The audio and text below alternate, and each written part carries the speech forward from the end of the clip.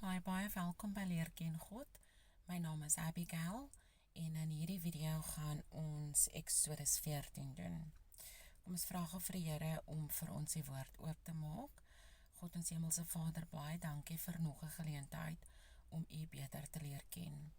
Maak asseblief ons die woord oop sodat ons kan sien wat ons moet sien, hoor wat ons moet hoor en leer wat ons moet leer. Ons bid dit in Jesus Christus se naam. Amen. Toe het die Here met Moses gespreek en gesê, sê aan die kinders van Israel, dat hulle moet omdraai en laar opslaan voor Pi-Hagirot, tussen Migdol en die see. Reg teenoor Baal-Sefon moet julle laar opslaan by die see. Dan sal Farao van die kinders van Israel sê, hulle is verdwaal in die land, die woestyn het hulle ingesluit.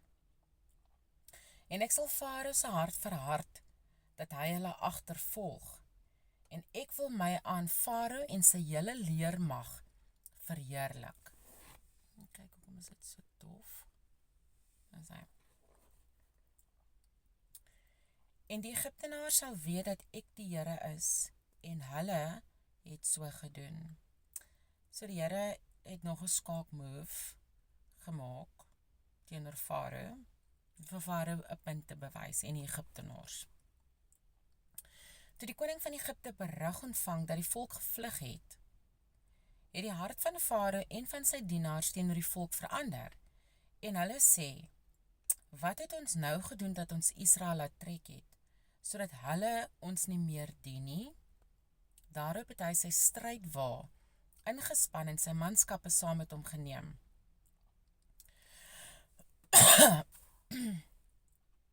En hy het 600 uitgesoekte strydwaans geneem, en al die ander strydwaans van Egipte en die beste vegsmanne op elkeen daarvan. En die Here het die hart van Farao, die koning van Egipte, verhard, sodat hy die kinders van Israel agtervolg het. Maar die kinders van Israel het deur 'n hoë hand uitgetrek, en die Egiptenaars het hulle agtervolg, al Farao se perde en strydwaans, sy ruiters en sy leermag, en hulle ingehaal terwyl hulle in die laar gestaan het, by die see by Pi-Hagirot, voor Baal-Sefon.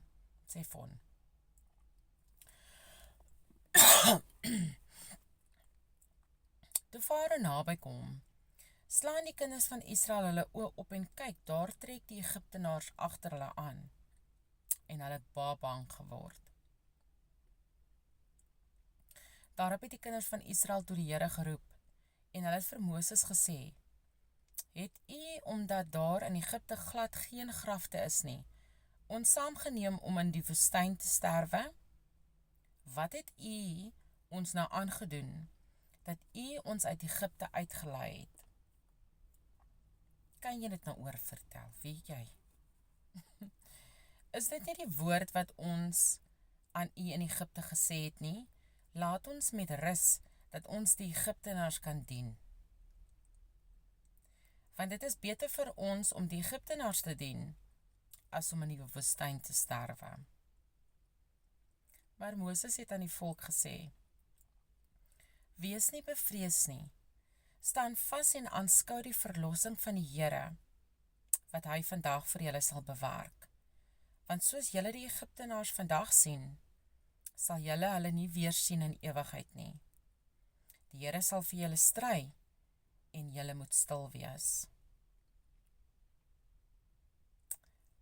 Vers 14. Die Here sal vir julle stry, en julle moet stil wees.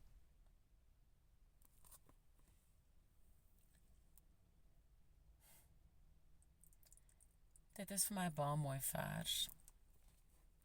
Ek neem dit vir myself. Want baie kere wil 'n mens stry en jou man staan en fight en ek besef net partykeer moet 'n mens maar stil bly dat die Here vir jou stry, nê?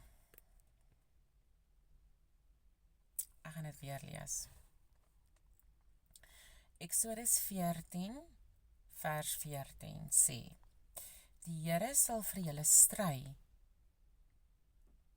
en julle moet stil wees.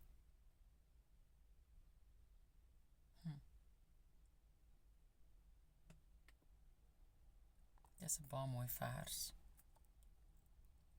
Vers 15, toe vra die Here vir Moses, wat roep jy na my?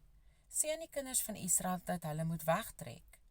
En jy hef jou staf op en steek jou hand uit oor die see en kloof dit, sodat die kinders van Israel dwars deur die see op die droë grond kan trek.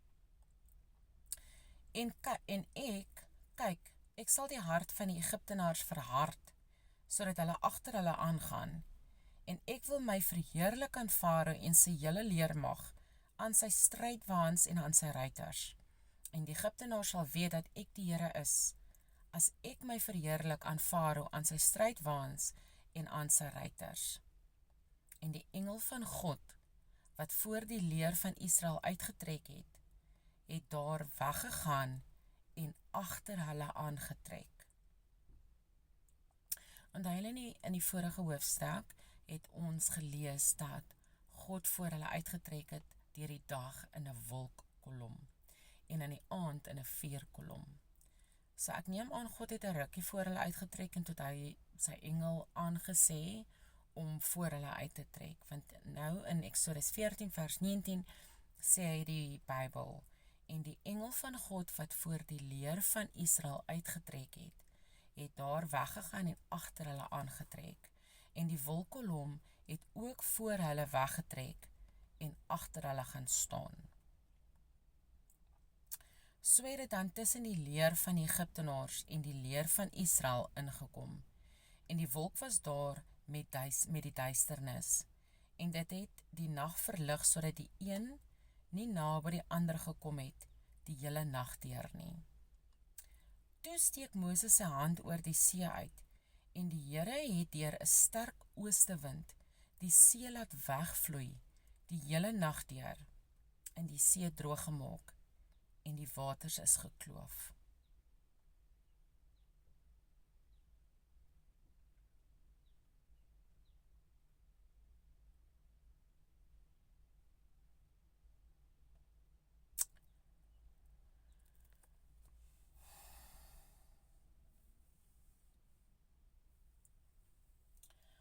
As 'n mens dit nou in perspektief sit,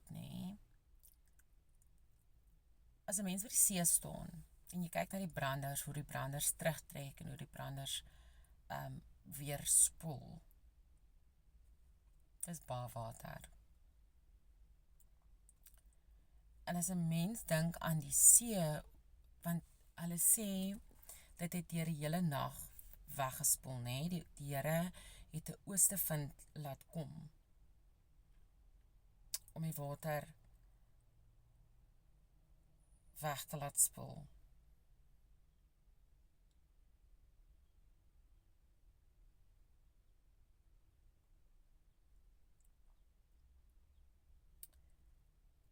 En die Here het deur 'n sterk oostewind die see laat wegvloei die hele nag deur.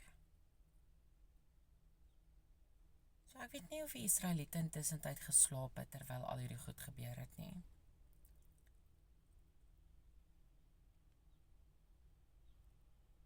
Met hierdie nag het God dit gedoen, die waters laat wegvloei, sodat daar op pad deur die see is.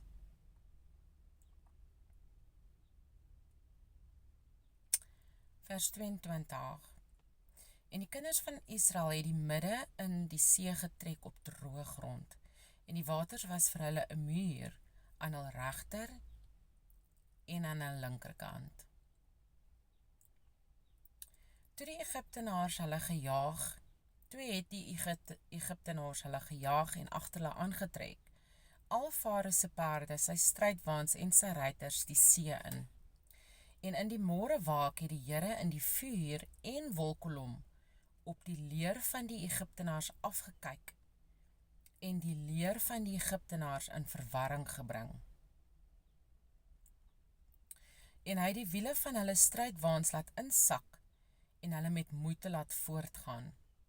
Toe sê die Egiptenaars, laat ons van Israel af wegvlug, want die Here stry vir hulle teen die Egiptenaars.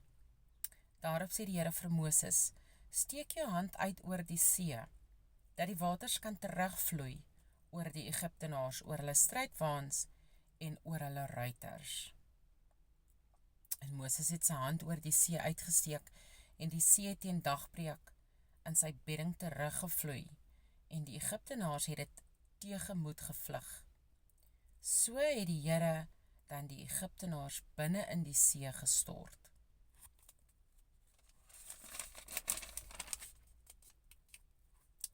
En toe die waters terugvloei, het hulle die strydwaans en die ruiters van Farao se hele leermag wat agter hulle die see ingetrek het oordek. Geen een van hulle het oorgebly nie. Maar die kinders van Israel het binne in die see op droë grond getrek.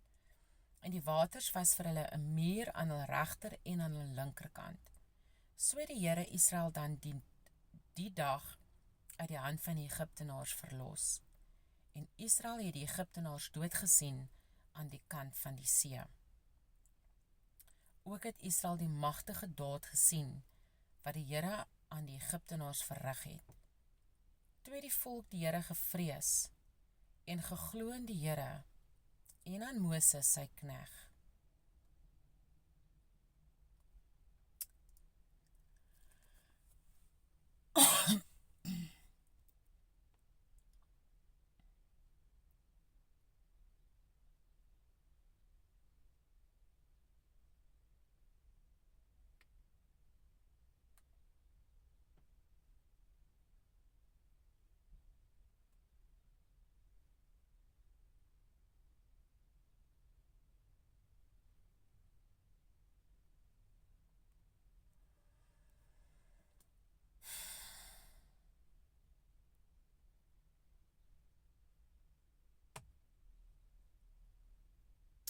Dit is 'n amazing hoofstuk.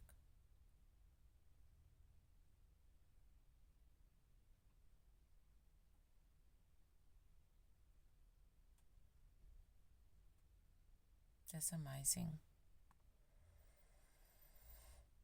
Wat die Here gedoen het vir die Israeliete met die see.